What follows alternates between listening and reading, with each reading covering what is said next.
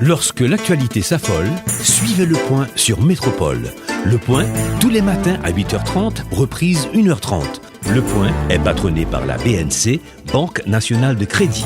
Trolley Nolan, représenté en Haïti par Sunny Clean, et des batteries Bosch. Bosch, indiscutablement la meilleure des batteries. Madame, Monsieur, bonjour. Bienvenue à la rubrique Le Point de Radio et Télémétropole. Merci de l'intérêt, merci de votre fidélité à cette rubrique. Dans un premier temps, on accueille Ralph Nicholson-Jean de Solidarité Non-Stop, dont il est le porte-parole. Et dans un second temps, Maître Gardy Blaise, l'un des avocats de Dimitri Vorb. Je précise comme il l'a souhaité aussi, qu'il soit présenté comme l'avocat de Dimitri Vorb et non l'avocat de la Sogénère. Merci, Madame, Monsieur, de votre intérêt. Et sans tarder, on commence avec notre premier invité, Ralph Nicholson-Jean de Solidarité Non-Stop. Bonjour et bienvenue à Métropole. Et bonjour Wendell et bonjour avec tous téléspectateurs. Bonjour avec Metteur en nom dedans et bonjour avec tout fidèle auditeur Le Point. Aujourd'hui, nous venons pour nous parler de Solidarité Non-Stop et présenter Solidarité Non-Stop. C'est une nouvelle organisation apparemment qui a pour mission.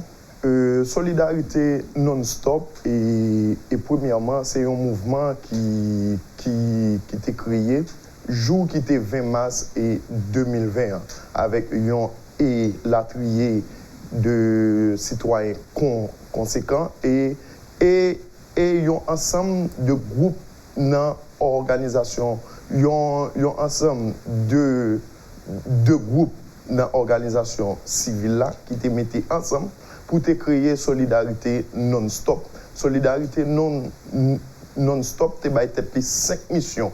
C'est pour nous aider avec coronavirus, pour nous mettre main dans la patte là.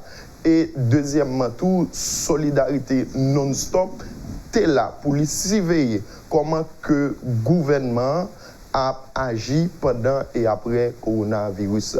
Mais il ne faut pas oublier tout que Wendell, Solidarité Non-Stop, c'est un ensemble de techniciens qui mettent tête ensemble et pour camper structure ça. Et techniciens ça, c'est nous-mêmes qui étions dans l'élection 2015-2016 à tous les niveaux jusqu'à président Jovenel Moïse pour nous mettre au pouvoir. Et en gros, c'est nous-mêmes qui constituons Solidarité Non-Stop. Mm-hmm.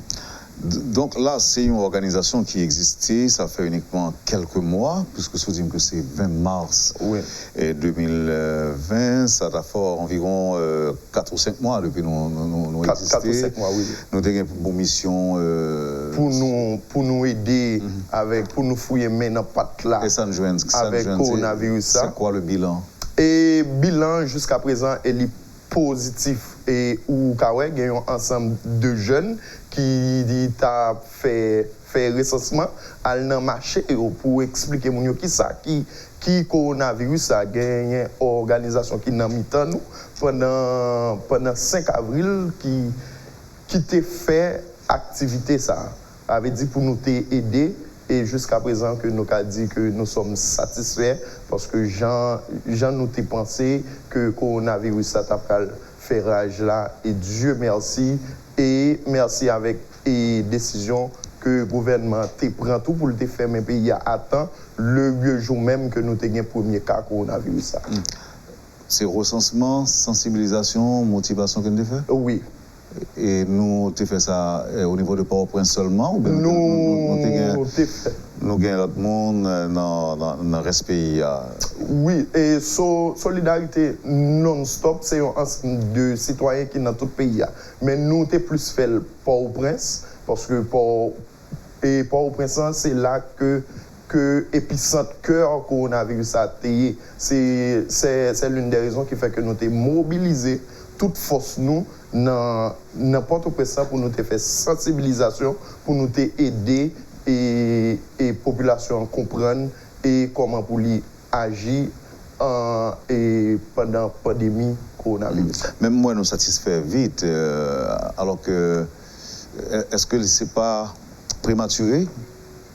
C'est pas prématuré parce que le coronavirus là, si nous attendons ça scientifique dit, il a deux volets. Avec du premier volet, nous sentons que nous satisfaits parce que nous faisons travail nous et travail nous aide nous pour nous sensibiliser, pour nous montrer population qui ça qui coronavirus ça parce que en pile machin en pile monde dans la population pas connaît qui ça qui est coronavirus ça. Je pense que solidarité non-stop fait job par là qui c'est informer et sensibiliser les populations.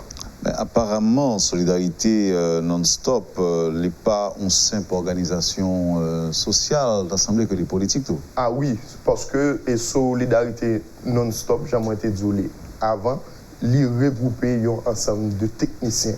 Parce que c'est nous-mêmes qui étions à tous les niveaux dans l'élection 2015-2016. À quel titre? Candidat ou Et nous étions là en tant que chef campagne, en tant que conseiller, chef de protocole, et nous étions dans l'élection locale, élection législative, jusqu'à l'élection M.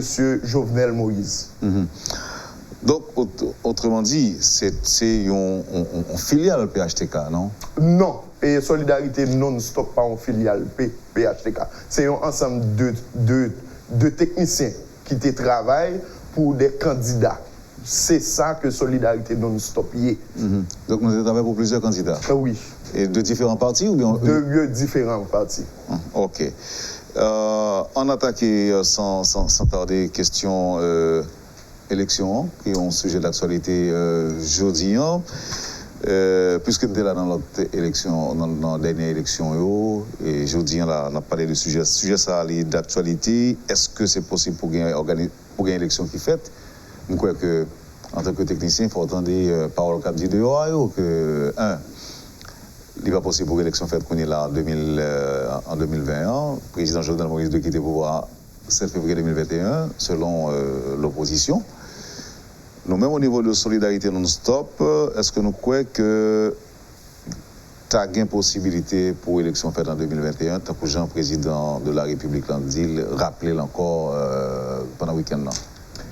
Wendel, je vais répondre bref sur ça parce que moi-même, c'est un technicien. Je ne suis pas là pour me venir prendre parti. Et Solidarité non-stop, tu écrit une note. Les tout scandale, les débat qui t'a fait sous date que le président supposé aller, si c'est 2021 ou 2022. Nous te prenons la Constitution comme boussole pour nous te montrer à clé que le président Jovenel Moïse a fini mandat d'ici 2022. Le pourquoi? Parce que le président et précédent, qui c'était Jocelyne Privert, t'es décidé d'annuler le processus électoral 2015. Il était venu recommencer avec en 2016. Ça vient et président 5 ans pour l'avancer. C'est que le mandat président a fini d'ici 2022. Oui, mais monsieur a avancé en thèse que le processus là. C'est le côté processus qui a commencé. Il doit tenir compte de ça, il doit inclure légalement dans le mandat 5 ans. Pour tel ça qui avance, nous avons un bon politicien traditionnel qui peut élection, qui peut aller à l'élection. Et politiciens et traditionnels, nous ne pas trop apprécier parce que c'est eux-mêmes qui ont mis en bûche dans le pied démocratie depuis plus que 30 ans. Si nous revendiquons que nous sommes des démocrates, il faut que nous participions dans l'élection. Et le président Jovenel Moïse, nous avons battu un gros bravo pour le président Privert, parce que l'international n'a pas décidé financier pour que le capé tout processus. C'était lui-même et avec ministre économie et financier qui t'a collecté comme pour te faire élection qui t'a élu président Jovenel Moïse. Ça, c'est scientifique, ça, c'est pas voyer mouter, ça, c'est pas politique. C'est qui ça lié? Et c'est la loi constitution que le président est élu pour 5 ans. C'est ça lié. Donc c'est comme... Bon, alors c'est ça qui est écrit, j'en dis là, dans la Constitution pour 5 ans, mais en question conditions, est-ce que je veux dire conditions réunies pour organiser l'élection? En tout cas, c'est ça que l'opposition fait valoir aujourd'hui. Gang un peu partout à travers le pays, on n'a toujours pas réussi à les démanteler. Et de l'autre côté, c'est eux qui ont fait la loi. Donc si c'est eux qui ont fait la loi, les cas difficiles vont décider de faire campagne dans les endroits que gang est contrôlé. Je pense que le chef de la police là monté une opération qui est Terminator 1. Et nous qui résultat li a bay. Et je pense tout que le président et la République là qui t'est trouvé pendant que li te prend dans un ensemble d'embûches que li pas de fait élection d'ici 2019, mais li c'est plus gros reproche au fait président. Oui. Il dit que il pas fait une élection pendant le mandat là. Bon, ou te compte tout problème qui te gagné même pas là pour venir défendre le président Jovenel Moïse, mais qu'on y a nous-mêmes dans solidarité et non-stop, ça n'a demandé pour que citoyens yo et partis politiques yo et nous connaissons que un parti politique nous connaît sur 3 critères. Premier critère, c'est les critères vocationnels, critères organisationnels et critères doctrinaux. Ça qui est plus important pour nous, pour 3 critères, c'est critères vocationnels. Tout parti politique connaît que vocation c'est prendre pouvoir. Mais nous vivons dans un État démocratique, nous prenons pouvoir par les unes. Il faut nous gonfler vers nous pour aller dans l'élection, pour nous prendre pouvoir, pour nous assurer survie démocratie haïtienne. Parce que si pas une élection, moi-même, ça a un petit bon problème, c'est de temps à autre pour m'attendre que des opposants ou des politiciens qui a dit c'est transition. Qu'on y a nous pas dans leur transition encore. Ça fait nous plus que 33 ans on a fait transition, qu'on y a en avancé, on gonfle vers nous pour nous faire élection, on nous fait campagne pour nous prendre pouvoir d'ici 2022. Bon, c'est vrai qu'on prend courage à demain pour faire valoir position qu'on connaît déjà avant ce là, son flot critique qui parle blague sur tout. Ça, c'est pour le bien de la démocratie. Mais tout le monde a dit même bagarre dans tout. Il a dit tout que... Pour le bien de la démocratie. Ça me dit, l'autre Mounio, qui a dit comme ça que il n'y a pas de bonnes élections possibles avec le président Jovenel Moïse. Et là encore, il a dit tout que c'est pour le bien de la démocratie.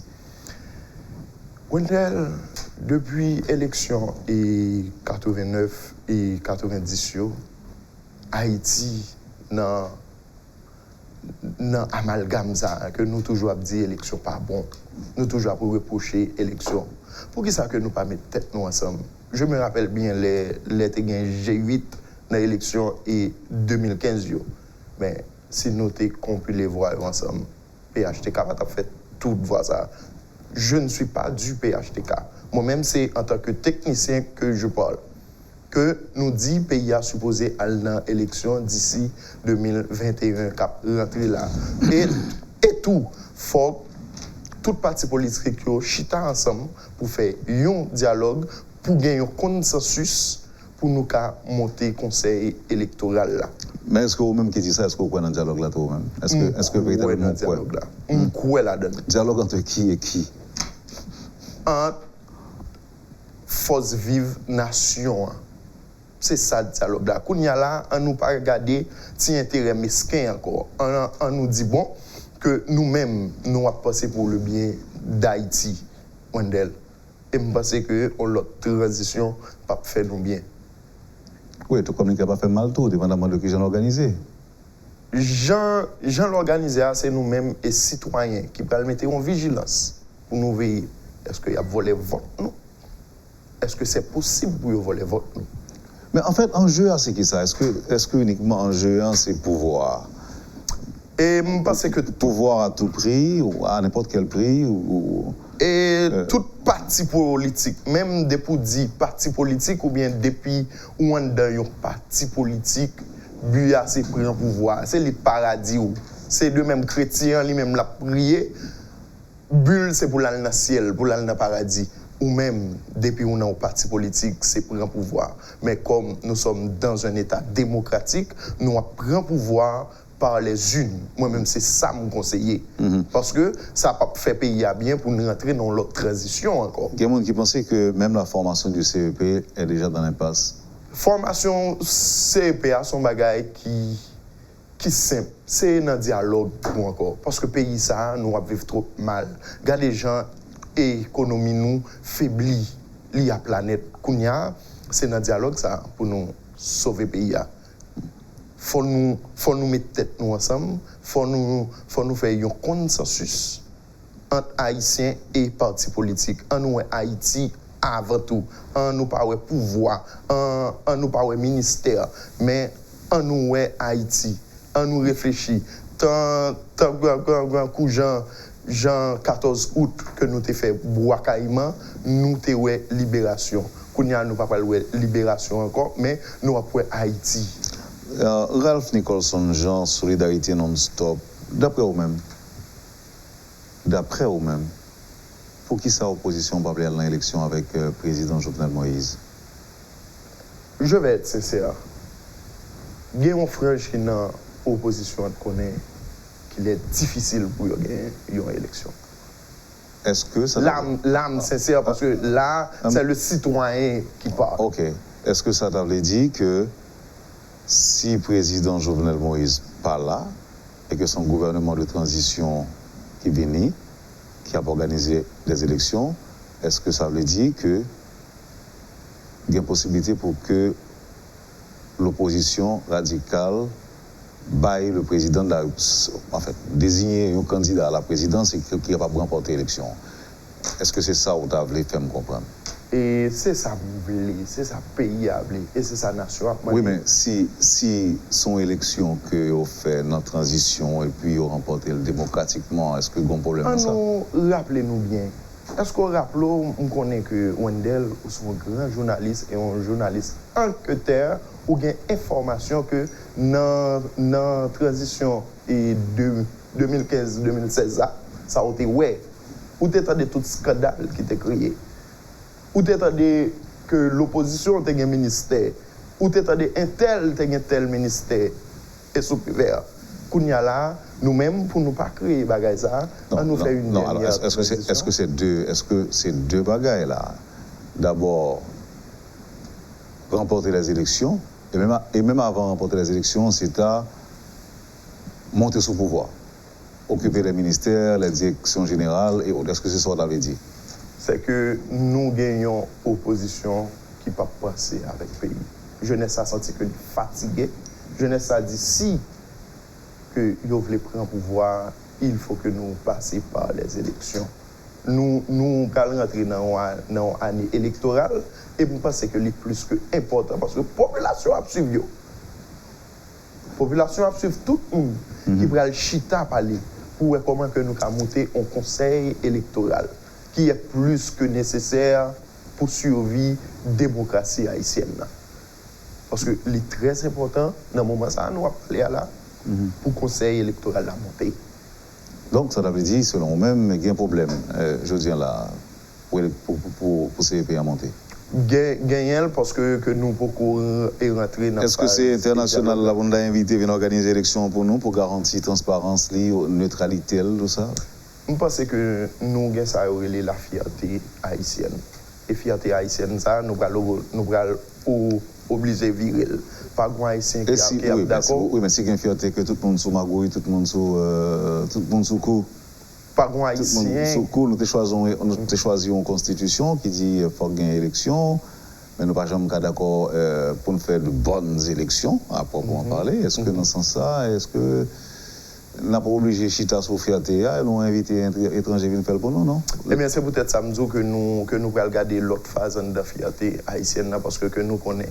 Haïtiens n'ont pas accepté. Il faut croire que vous êtes tous des malades. Alors, nous sommes tous des malades. Malades, tout le monde est malade. Pouvoir malade, opposition malade, politiciens malades, société civile malade et autres. en fin année et 2020 ça, Wendell nous a placé cri d'appel là, cri d'alarme là, pour nous demander tout parti politique, tout le monde qui est dans la société civile là, tout citoyen haïtien en nous unir, en nous rentrer dans le processus de dialogue là, et puis pour nous regarder comment que nous allons aller vers les élections et comment que nous allons monter un conseil électoral provisoire et pour nous amender la constitution dans l'autre prochain gouvernement qui va monter d'ici 7 février 2022. Quoi dans compétence ou dans capacité ou si ça peut me poser une question ça avant de finir, il dit que tout haïtien est la démocratie mais haïtien pas démocrate. Ça vous pensez? C'est pas tout haïtien pas démocrate. Il y a une frange dans l'opposition qui seulement a mal utilisé le mot démocratie qui pas chita pour apprendre le peuple qui ça qui démocratie. Démocratie c'est élection. C'est un entrée dans l'élection. Un entrée pour nous prouver qu'on y a là, quitte li OPL, quitte li petit Dessalines, quitte le secteur démocratique, en montrer que nous sommes des démocrates et que nous sommes prêts pour les élections. Bon, auditeur qui dit pour me poser une question, ça m'a posé comme dernière question. Il dit pour me demander, le nous a parlé de force vive nation, de qui force vive nation que nous avons parlé? Est-ce qu'on a parlé de partis politiques? Est-ce qu'on a parlé de partis politiques de partis politiques avec opposition? Est-ce que c'est eux qui force vive nation? Et ma première c'est aux auditeurs ça et pour une si belle question. Force vive, là nous parler. Nous parler de tout citoyen, de partis politiques, de l'opposition. Nous parler de société civile là. Nous parler de l'ensemble des citoyens. C'est eux-mêmes qui se force vive là. C'est notre pour mettre tête ensemble parce que nous avons un état critique, il faut sauver Haïti. Maintenant, c'est l'important. Wendell, pas rien de plus important encore que sauver Haïti. Et il faut nous rappeler tout le monde que depuis qu'on fait politique c'est un sacerdoce. Ou pas le faire politique pour gagner l'argent, mais on le faire politique pour vous servir. Kounya là, en tant que citoyen, en nous, chaque grain citoyen, mettez-nous en politicien pour nous servir la nation. Ralph Nicholson-Jean de Solidarité Non-Stop, merci parce que tu es disponible pour nous. Et merci parce que tu es venu là matin pour faire valoir position. Et nous espérons que nous ne pas dans l'autre là. Okay. Et Wendell, c'est à moi pour remercier parce que vous avez Solidarité Non-Stop. Et micro pour l'été vite parler pour élection parce que jeunesse a obtenu élection en pile parti politique a obtenu élection et merci encore Wendell et merci avec tout le monde Solidarité Non-Stop qui t'a suivi le matin. Merci. Voilà madame monsieur pour la première partie de la rubrique Le Point de ce matin. Dimitri Vorbe sera-t-il rapatrié? La justice haïtienne a-t-elle formulé cette demande? Gerdy Blaise, l'un de ses avocats, sera avec nous dans un instant, disons mieux tout de suite après la pause.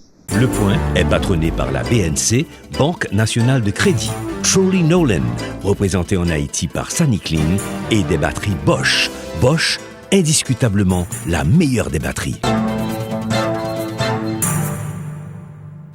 Bienvenue, madame, monsieur, à la deuxième partie de la rubrique Le Point de ce mardi. Maître Gerdy Blaise, avocat de Dimitri Vorbe, est notre invité ce matin. Maître Blaise, bonjour, merci. Bonjour, monsieur Théodore. Je vous remercie de cette interview et en profite pour vous féliciter pour votre contribution au fonctionnement de la vie collective haïtienne, parce qu'on sait que la presse n'en est pas pour rien dans l'exercice démocratique. Pour l'édification du public, vous avez rectifié, quand je disais ce matin dans les annonces que vous êtes l'un des avocats de la Sogénère. Vous avez tenu à préciser que vous êtes de préférence l'avocat de Dimitri Vorbe. La différence, c'est... Oui, effectivement, parce que en fait, j'ai deux casquettes en fait. Donc, je suis à la fois l'avocat de Dimitri Vorbe en tant que personne physique et aussi l'avocat de la Sogénère en tant que personne morale.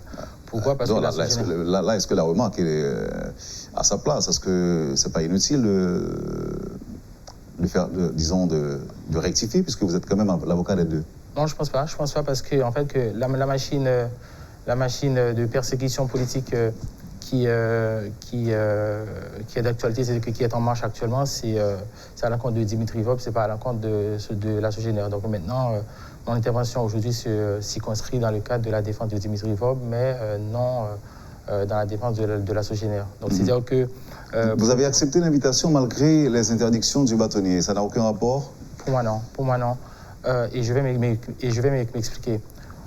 Vous savez, M. Théodore, avant même je pense que je dois saluer le départ de M. Anthony Pascal avant de tenir mes propos concernant cette interview. C'est-à-dire que c'est un personnage qui s'est battu pour l'état de droit, une personne qui a passé toute sa vie pour la préservation de la démocratie. J'espère que son âme se repose en paix. Et en réalité, par rapport à votre question concernant l'interdiction de la prise de parole dans les médias, vous savez que l'on est bien conscient que la presse n'est pas un tribunal, c'est pas une cour.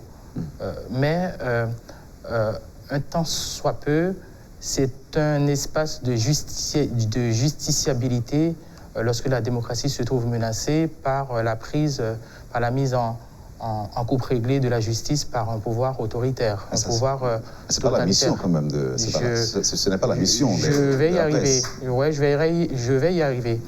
Lorsque je viens de vous dire, lorsque la démocratie se trouve menacée par la mise en coupe réglée de la justice par un pouvoir autoritaire, un pouvoir totalitaire qui ne concède aucun engagement social contre sa gouvernance publique, c'est-à-dire que là maintenant, on peut dire que moi, en tout cas, moi, de mon point de vue, en ce sens, je prends la liberté, je prends sur moi pour affirmer que oui, dans le contexte politique actuel, la justice haïtienne est délocalisable dans les médias. Pourquoi cette affirmation, M. Théodore? C'est simple. Vous savez que cette affirmation se justifie du fait que l'organisation, c'est-à-dire que la vie collective s'organise autour d'un principe, un principe universel, un principe fondamental qui est le principe d'équilibre des droits. C'est-à-dire que la corrélation entre l'exercice de la fonction publique, l'exercice de la puissance publique et le respect des droits et libertés fondamentaux. C'est-à-dire que même si on met en œuvre la force publique, mais il y a de l'autre côté le respect des droits et libertés fondamentaux que l'exécutif, en tout cas, que le pouvoir doit respecter. Et à défaut de l'existence de cet équilibre égalitaire, maintenant, le principe de proportionnalité du vivre ensemble est méconnu. Et tout citoyen, je vais arriver à votre question, et tout citoyen, en tout cas de mon point de vue, devrait se distancier à ce genre de régime pour la préservation de l'état de droit, contre un retour en douceur de la dictature. Et en ce sens, M. Théodore, je ne vous apprends rien, la presse constitue la courroie de transmission inévitable. Donc c'est-à-dire que tout ceci pour dire quoi? Pourquoi cette longue phrase d'accroche? C'est pour vous dire pourquoi, pour informer, en tout cas pour tenir informée la nation haïtienne actuellement que depuis près d'un an, en tout cas environ 10 mois, que Dimitri Vorbe est la cible politique du pouvoir exécutif par rapport à son engagement social. Parce que tout citoyen a le droit de jouir ses droits civils et politiques. Donc, tout comme moi, de la même manière que tout le monde, Dimitri Vorbe a son engagement social.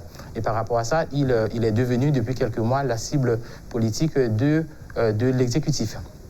Et l'on constate aussi, il y a l'exécutif... Ai-je bien compris que l'exécutif s'en prend à Dimitri Vorbe pour son engagement social. Pour son engagement social. C'est ça. Et si vous voyez bien que l'exécutif tient pour prétexte une société anonyme, purement anonyme, qui est la Sogénère, pour disséminer quoi? Des persécutions politiques à l'égard de l'ensemble de la famille, c'est-à-dire que dont des personnes qui ne sont même pas actionnaires de la Sogénère.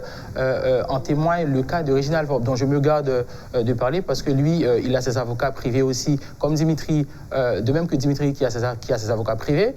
Moi, je représente Dimitri en tant que son avocat privé, et Réginald Faure, lui aussi, il a ses avocats privés, comme qui sont Maître Fanfan Guérilus et Maître Berthaud Dorsey. Juste pour vous dire que la machine des persécutions politiques... Mais ces gens-là sont aussi avocats de la Sogénère. Bien sûr, bien sûr. C'est-à-dire qu'il y a la Sogénère qui est la société anonyme et chaque personne, chaque actionnaire de la Sogénère a son propre, ou en tout cas a ses propres avocats privés. Moi, je représente Dimitri Faure. C'est pour vous dire quoi? Pour expliquer à la nation qu'il y a une machine de persécution politique qui est mise en œuvre par l'exécutif à l'encontre de Dimitri et ça n'a rien à voir avec la justice. Seulement pour son engagement social? Bien sûr. À cause. OK. Bien sûr. Maintenant, est-ce que vous confirmez, Maître Gerby Blaise, qu'effectivement, le parquet de Port-au-Prince aurait demandé aux Américains de rapatrier Dimitri Faure? Est-ce que vous confirmez? Est-ce que je confirme l'authenticité du document? Je vais vous expliquer. Effectivement, donc, on constate un document qui circule sur les réseaux sociaux qui émanerait du parquet avec la position de signature du commissaire du gouvernement, commissaire AI en chef, Maître Ducamel Gabriel.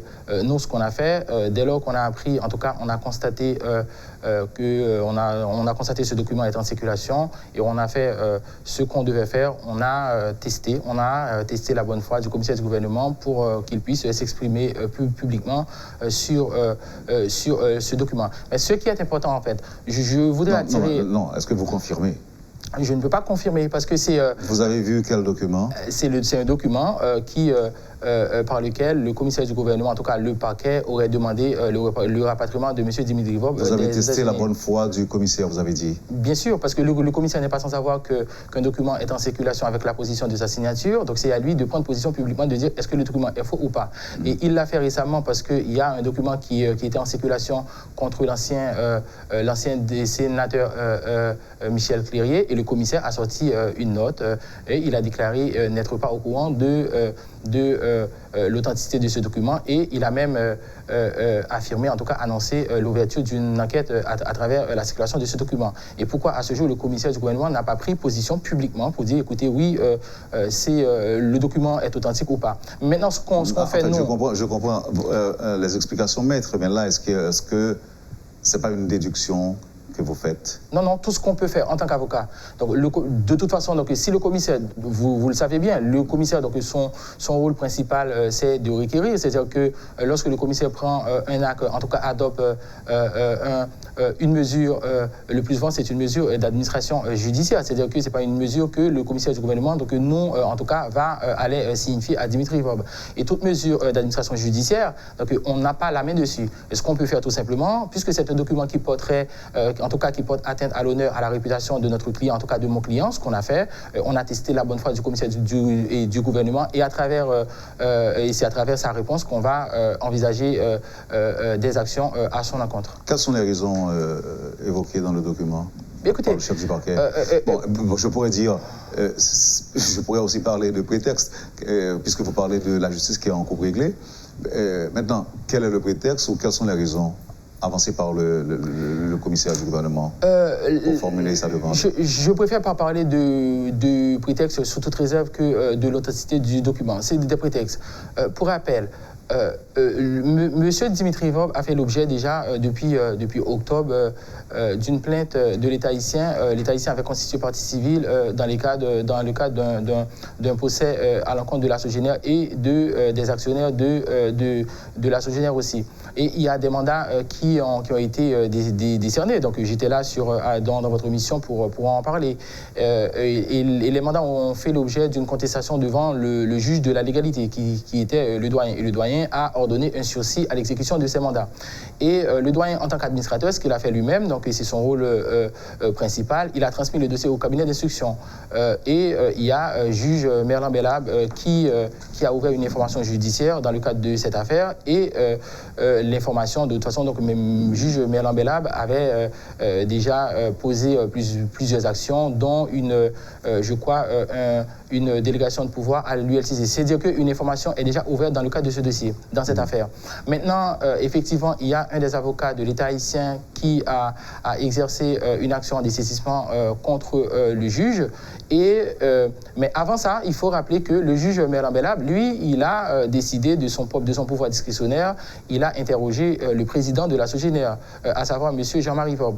Et le juge, dans son pouvoir discrétionnaire, il a découvert qu'il n'y a pas des indices sérieux pour placer M. Jean-Marie Vob en détention provisoire, et il lui a demandé de rester en tout cas à la disposition de la justice. Par rapport à ça, l'État haïtien, en tout cas à travers ses avocats, par l'entremise de ses avocats, ont manipulé je ne sais pas, des manœuvres, des faits imaginaires, parce qu'ils ont vu que le juge Merlin Bellab ne peut pas être instrumentalisé, c'est-à-dire que de procéder à l'arrestation, en tout cas de placer en détention provisoire M. Jean-Marie Vob et les autres personnes poursuivies. Qu'est-ce qu'ils ont fait? Mais écoutez, donc ils ont fabriqué deux autres plaintes, et deux autres plaintes, dont une pour des questions faux, usage de faux et blanchiment et escroquerie. Mais ce qui est scandaleux, et c'est une blague, judiciaire, et je pense que l'État haïtien donc, est en train de se mettre en spectacle. Ça existe, maître?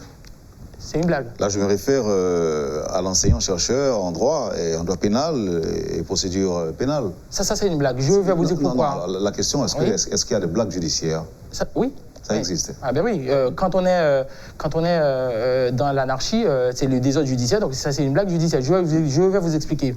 Moi, je n'ai jamais vu de toute ma carrière d'avocat et ma carrière de chercheur un dossier qui fait l'objet déjà ce qu'on appelle de la chose jugée. C'est-à-dire que, prenons l'exemple de l'infraction d'escroquerie qu'on évoque à l'encontre de Dimitri Vob. Alors que l'escroquerie, le fait d'escroquerie est déjà jugé par un tribunal, par le tribunal correctionnel, et que l'État haïtien, dont l'État haïtien a relevé appel. Donc c'est-à-dire que si l'infraction, c'est-à-dire que le comportement antisocial que vous avez reproché à une personne physique, et ce comportement est déjà jugé par une juridiction, dont il y a une décision qui est sortie, dont vous avez relevé appel, je ne vois pas pourquoi maintenant donc, vous porterez plainte pour le même comportement antisocial. Je vais prendre un autre exemple.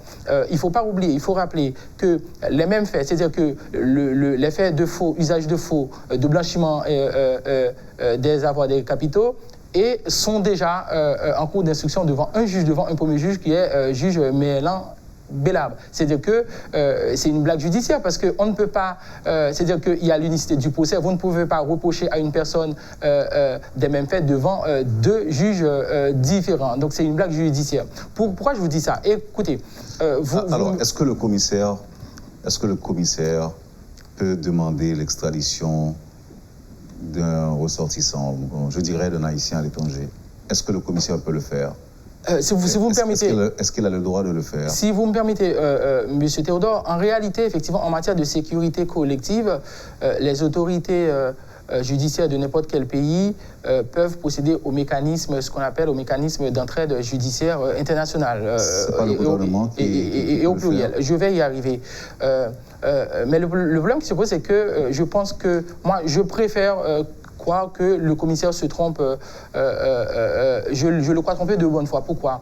Parce que c'est vrai qu'on peut procéder aux mesures, aux mécanismes d'entraide judiciaire, mais ce recours s'inscrit dans la stricte légalité. La première légalité, c'est quoi? Il faut savoir d'abord qu'il faut qu'il y ait un traité, soit un traité bilatéral ou un traité multinational. Par exemple, est-ce qu'il faut se poser la question aujourd'hui, est-ce qu'il existe un traité bilatéral entre Haïti et les États-Unis en matière d'extradition. Non, à ma connaissance, non. Il y a effectivement un traité, un accord du mois d'août, je crois, de 1904. Cet accord ne prévoit pas l'extradition d'une personne qui se trouve, c'est-à-dire d'un Haïtien qui se trouve sous les territoires américains, et pour que l'État requérant, c'est-à-dire que l'État haïtien puisse en demander son rapatriement. Et la deuxième chose, il faut qu'il y ait un accord multinational, par exemple comme le traité de Lisbonne de l'Union européenne. Agissant ainsi, le commissaire agit, et j'ai écrit un tweet, je pense que qui est tout à fait légitime, c'est que le commissaire, la justice haïtienne est en train d'inventer ce qu'on appelle un parquet interaméricain. Pourquoi? Parce qu'il n'y a pas une convention multinationale qui prévoit le rapatriement des citoyens sur le continent américain, et le commissaire du gouvernement, donc lui, sur le point de la légalité, je pense il a méconnu le droit international. Et sur la compétence du commissaire du gouvernement, non. La compétence du gouvernement, le commissaire du gouvernement ne dispose pas de qualité à lui-même, c'est qu'il ne peut pas se prendre sur lui-même pour solliciter des autorités états-uniennes le rapatriement de citoyens haïtiens. Pourquoi? Parce que c'est quoi les entraides judiciaires, M. Théodore? Il y a quatre aspects dans les entraides judiciaires. Il y a par exemple la notification d'acte.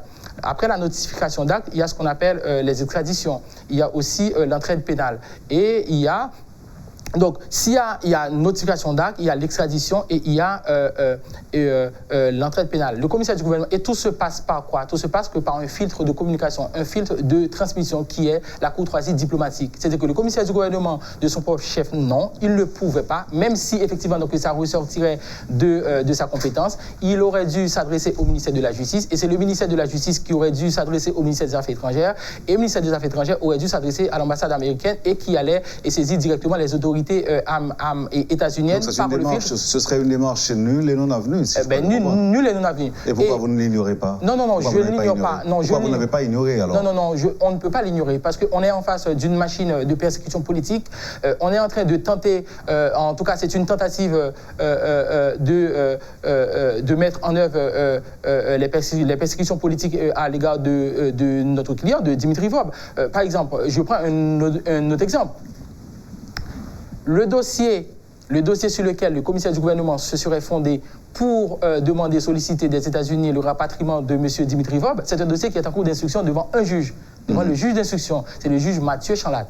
Et ce juge-là, il y a une action en dessaisissement qui est intentée, qui est pendante devant la Cour de cassation à son encontre. C'est-à-dire que non seulement le commissaire du gouvernement, au point de vue juridictionnel, il n'a pas la compétence de solliciter des États-Unis sur rapatriement, et au regard de la séparation, au regard du principe de la séparation des pouvoirs, il ne dispose pas de cette qualité non plus parce qu'il y a un juge d'instruction qui est saisi de cette affaire. C'est-à-dire qu'on est dans l'illégalité totale, on est dans l'anarchie, c'est une machine de persécution politique qui est en train de mettre en œuvre. Je pense et tout ceci s'explique par une réalité, parce que Dimitri Vob, tout le monde le sait, que c'est un acteur dans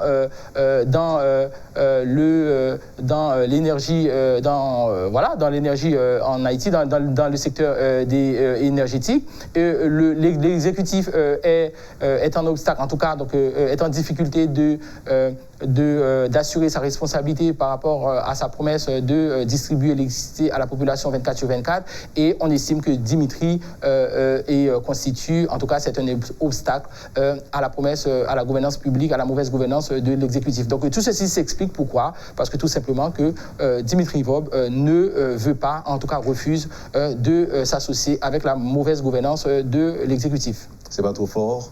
C'est pas trop fort. Et ça, quand je dis si c'est pas trop fort, tenir de pareils propos, est-ce que ça n'engage qui alors?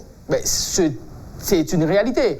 Je vais m'expliquer, c'est une réalité. Vous rendez compte, je viens de vous expliquer qu'il y a une corrélation, en tout cas dans toute société démocratique, au sein de toute société démocratique, le respect de l'équilibre des droits est fondamental. Et même pas constitutionnel, c'est fondamental, parce qu'il y a une différence entre un principe fondamental et un principe constitutionnel, parce qu'un principe fondamental, c'est un principe d'abord qui est reconnu par le droit international. Donc c'est très important. Maintenant, vous imaginez que le principe d'équilibre égalitaire, c'est-à-dire qu'il faut respecter, c'est vrai que vous pouvez exercer, mettre en mouvement, en tout cas, l'exercice de la puissance publique à l'encontre d'une personne que vous trouveriez, je ne sais pas qui est un contrevenant à l'organisation sociale, mais attention, il faut respecter ses droits.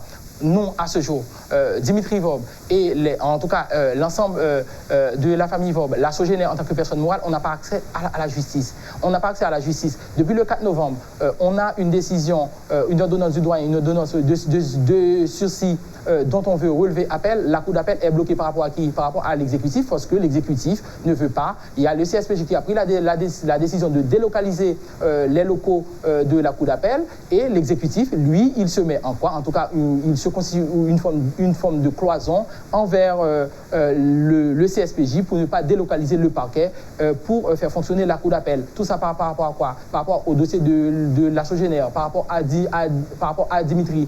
On a un dossier qui est pendant, une affaire qui est pendant devant un juge d'instruction, qui est juge Merlan Belab, qui a déjà commencé à instruire. L'information judiciaire est ouverte. Une personne, le président de la Sogénère, a été déjà interrogé. Le juge lui-même, de son pouvoir discrétionnaire, il a décidé de ne pas garder à vue, en tout cas de ne pas placer en détention provisoire le président de la Sogénère, à savoir M. Jean-Marie Vob. Eh bien, écoutez, puisque le juge n'a pas fait plaisir à l'exécutif, qu'est-ce qu'on a fait? On a fabriqué 2 autoplaintes. Il y a 2 autoplaintes imaginaires qui ont été fabriquées par l'exécutif. Pourquoi? Pour contourner le système judiciaire, pour procéder à l'arrestation de la famille Vob. C'est l'acharnement, c'est pas la justice, c'est un acharnement à l'encontre de la famille Vob. Donc maintenant, je ne crois pas avoir été excessif dans mes propos en affirmant que effectivement c'est un régime totalitaire et qui ne concède pas effectivement l'opposition contre sa gouvernance publique. C'est justement pourquoi je vous ai posé la question. Quand vous dites que Dimitri Vob ne veut pas s'associer à la mauvaise gouvernance, donc, quand vous dites ça, c'est pourquoi le gouvernement réagit en mettant en branle une machine, la machine à persécution politique ou bien la machine de persécution politique. Bien sûr, tout le monde, en tout cas, on n'est pas sans savoir que Dimitri Vob a toujours pris des positions sociales sur les réseaux sociaux, dans les médias, pour dénoncer le comportement du gouvernement, la gouvernance publique, la répartition équitable des richesses du pays, et ça n'a pas plu au président de la République. En tout cas, le président lui-même, donc, il a tenu, pour qui j'ai beaucoup de respect parce que c'est un chef d'État, c'est le président de la République pour qui je dois porter beaucoup de respect, mais lui, il a tenu ses propos au Palais national, dont je me souviens. Il a dit toute personne qui se met en quoi contre le projet, contre son projet, c'est-à-dire que par rapport à sa promesse de distribution d'électricité 24/24, eh bien, lui-même, il a pris sur lui-même pour dire qu'il va procéder à l'arrestation de ces personnes-là. Donc je pense que dans un système démocratique, ce genre de propos n'aurait pas dû être tenu par un président de la République. Donc c'est-à-dire qu'il est clair, c'est une réalité. Je ne crois pas être excessif en affirmant qu'il y a une machine, même pas à persécution politique, mais c'est une machine de persécution politique qui est en train de mettre en œuvre à l'encontre de Dimitri Vob et qui aussi qui s'étend à la famille Vob. En pareille circonstance, il n'y a aucun droit de recours? Bien sûr. Je viens d'évoquer le principe de proportionnalité du vivre ensemble. Pardon, ça c'est normal. Puisque il y a une corrélation qui existe entre l'exercice de la puissance publique et le respect des droits et libertés fondamentaux. Si, par exemple, que je ne sais pas, le pouvoir judiciaire, l'exécutif, à travers le parquet ou un juge, l'un ou l'autre peut adopter des mesures contraignantes, et nous, en tant que personnes physiques, on a le droit de contester toutes les mesures adoptées par un pouvoir. Oui, donc, la contestation, maître, n'est pas un recours. Bien sûr, donc je parle de la contestation judiciaire. Quand je parle de la contestation, c'est au sens juridique, c'est la contestation judiciaire. Maintenant, on a ce qu'on doit savoir. Parce qu'on peut se mettre à contester à longueur de journée, et puis ça n'a aucun effet. Non, je veux bien différencier de dénonciation de simple contestation. Non. Je veux bien différencier dénonciation de contestation. C'est 2 choses différentes en fait. Et la dénonciation se diffère de la contestation. Une contestation, c'est ce qu'on appelle la justiciabilité, c'est-à-dire que c'est une sorte de voie de recours. Maintenant, qu'est-ce qu'on constate? La première chose, aujourd'hui, à ce jour, on est à quel dossier? On est au dossier dossier de persécution à l'encontre de Dimitri Vob. On a constaté quoi? On a constaté qu'il y a en circulation, en tout cas, il y a des documents qui sont en circulation. Premièrement, un mandat qui aurait été émis, en tout cas qui émanerait du juge Mathieu Chanlat, contre qui on a exercé une action en dessaisissement. Le juge Chanlat ne peut plus poser, en tout cas, ne peut poser aucune action dans le cadre de cette affaire parce qu'il est actuellement dessaisi. En tout cas, il y a une action qui est pendant devant la Cour de cassation. Maintenant, on a constaté un mandat. Ça veut dire que maître Chanlat, le juge Chanlat, agirait en toute illégalité, selon vous? Bien sûr, laissez-moi vous dire, c'est simple. C'est simple en matière de procédure pénale. Il y a une personne, et j'en riais parce que j'ai regardé dans le document du commissaire du gouvernement, il a parlé il a évoqué le vocable fuite. Maintenant, si vous savez qu'une personne est en fuite, qu'est-ce que vous faites? Le droit international, le droit pénal international, donc vous offre cette possibilité. Qu'est-ce que vous pourriez faire? Juge Chanlat est le juge d'instruction qui instruit cette affaire. Juge Chanlat aurait dû faire tout simplement de demander de donner une commission rogatoire internationale pour demander à un juge états-unien, je préfère parler de juge états-unien au lieu de juge américain. Juge Chanlat aurait dû s'adresser, de donner une commission rogatoire internationale pour demander à un juge états-unien, premièrement, de localiser M. Dimitri Vob, parce que si vous savez qu'il est en fuite aux États-Unis, c'est-à-dire que vous pouvez le localiser à travers la juridiction états-unienne. C'est-à-dire que juge Chanlat aurait dû donner une commission rogatoire, non seulement pour localiser M. Dimitri Vob et pour pouvoir l'auditionner. Parce qu'il y a un principe. Et si c'est déjà fait? Non, rien n'est fait. Non, à notre connaissance, non.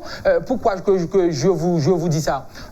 Comment on peut émettre un mandat d'arrêt ou un mandat d'amener à l'encontre d'une personne alors que la loi, le législateur haïtien vous exige l'interrogatoire de la personne préalablement, c'est-à-dire l'interrogation préalable de la personne avant même de procéder à des mesures coercitives à son encontre. Monsieur Juge, en tout cas, magistrat Juge Chanlat, pour qui j'ai beaucoup de respect aussi, quelqu'un qui c'est un bon magistrat, en tout cas jusqu'à présent, jusqu'à l'apparition, je veux parler jusqu'à l'apparition du dossier de la Sogénère et de Dimitri Vob. Et avant, donc moi je l'ai connu comme un bon magistrat, mais malheureusement je pense que moi je préfère encore que croire qu'il s'est trompé de bonne foi. Magistrat Chanlat, monsieur Théodore, pour l'histoire et la vérité, et pour expliquer à la nation haïtienne aussi, Dimitri Vob n'a jamais fait l'objet d'un mandat de comparution. Monsieur Réginald Vob, dont je me garde de parler parce qu'il a ses avocats, mais je prends la liberté de dire que monsieur Réginald Vob, il n'a pas fait l'objet non plus de mandat de comparution. Monsieur Jean-Marie Vob n'a pas fait l'objet de mandat de comparution. Et malgré tout, le juge s'est amusé, juge Chanlat, malheureusement, il s'est amusé à émettre des mandats d'arrêt. Comment on appelle ça? On appelle ça pas justice, on appelle ça tout simplement que l'anarchie judiciaire. Et heureusement pour nous, quand il y a ce genre de comportement, quand il y a ce genre d'écart de comportement dans le système... Est-ce que le juge Chanlat sait que M. Vob est aux États-Unis? Je ne sais pas, peu importe, ça importe peu. Peu importe qu'il aurait su que M. Dimitri Vob serait aux États-Unis, il y a des mécanismes d'entraide judiciaire quand même que pour respecter les droits de la personne. Monsieur Théodore, il y a une chose qu'on doit savoir. Par exemple, que si on intente une action en justice à l'encontre d'une personne, la personne peut se trouver en République dominicaine ou aux États-Unis, ça importe peu. Il y a les mécanismes d'entraide judiciaire. Vous pouvez même prendre une décision et notifier l'acte. C'est ce qu'on appelle la notification d'acte en matière d'entraide judiciaire. Notifier l'acte à travers la courtoisie diplomatique à la personne qui se trouve sur le territoire étrangère. Ça n'exclut pas la responsabilité du juge de posséder, en tout cas de respecter la légalité de son information judiciaire. La loi vous dit quoi? La loi vous dit qu'il faut respecter ce qu'on appelle la présomption d'innocence, qui est le prolongement des droits de la défense. Droits de la défense, c'est quoi? Si vous êtes juge instructeur, vous devez entendre la personne, avoir la version de la personne avant de procéder à des mesures coercitives. À ce jour, M. Dimitri Vob n'a jamais fait l'objet de mandat de comparution pour tester sa bonne foi. Est-ce qu'il est en Haïti ou pas? Étant donné que dans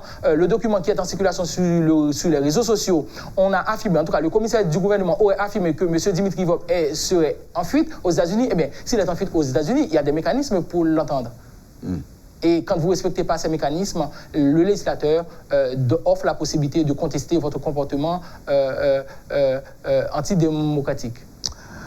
Maître Blaise, un plaisir de vous avoir avec nous ce matin. Je rappelle que vous êtes l'avocat de Dimitri Vob. Cher maître, je veux bien vous remercier d'avoir été avec nous ce matin.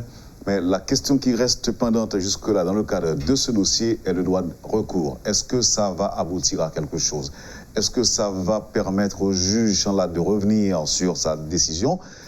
Là, cette question, qui peut le faire? Ou encore, est-ce qu'il y a de fortes chances pour que le gouvernement laisse tomber ce dossier ou que le juge introduise ce dossier dans son tiroir?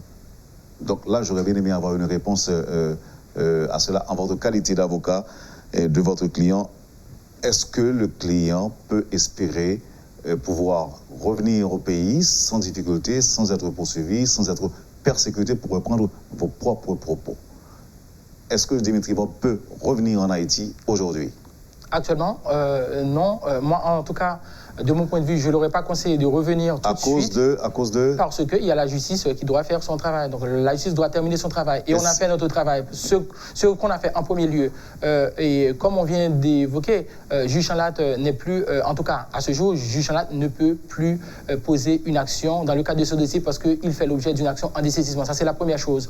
Et toutes les mesures coercitives et contraignantes juridictionnelles qui ont été prises par magistrat Chanlat, le juge Chanlat, et ces mesures font l'objet d'une contestation judiciaire. De contestation, mais pas de dénonciation. Non, pas de dénonciation, parce que c'est différent. Oui. Donc, maintenant, on a contesté par la voie judiciaire les mesures, c'est-à-dire que le juge Chanlat avait pris une ordonnance de saisie conservatoire à l'égard de la famille Vob, dont Dimitri Vob. On a contesté, c'est-à-dire qu'on a exercé un recours contre cette ordonnance. Et on a constaté aussi, malheureusement, sur les réseaux sociaux, un mandat d'arrêt et qui émanerait, en tout cas, qui émanerait du cabinet d'instruction avec la position de signature de magistrat Chanlat. Et qu'est-ce qu'on a fait? Le législateur nous offre la possibilité de procéder, en tout cas, au recours de cet acte juridictionnel. Et on a contesté cet acte juridictionnel qui est le mandat à travers... J'avoue que la question est dépassée, celle que je vais vous poser la dernière, évidemment. Est-ce que Dimitri Vob est américain ou... Vous pouvez répondre? Oui, je peux répondre. Allez-y. Moi, quand mon client me constitue comme avocat, je vois qu'il me donne une identification nationale haïtienne. Donc pour moi, il est haïtien. Merci, Maître Kirby Blaise, enseignant, chercheur en droit pénal et procédure pénale. Aujourd'hui, il agit en qualité d'avocat de Dimitri Vob. Merci encore une fois, cher maître. Je vous remercie, M. Théodore. Vous avez suivi, madame, monsieur, la rubrique Le Point de Métropole. Merci de nous avoir accueillis chez vous. Passez une excellente journée avec nous et à demain. Lorsque l'actualité s'affole, suivez Le Point sur Métropole. Le Point, tous les matins à 8h30, reprise 1h30. Le Point est patronné par la BNC, Banque Nationale de Crédit. Trolley Nolan, représenté en Haïti par Sunny Clean, et des batteries Bosch. Bosch, indiscutablement la meilleure des batteries.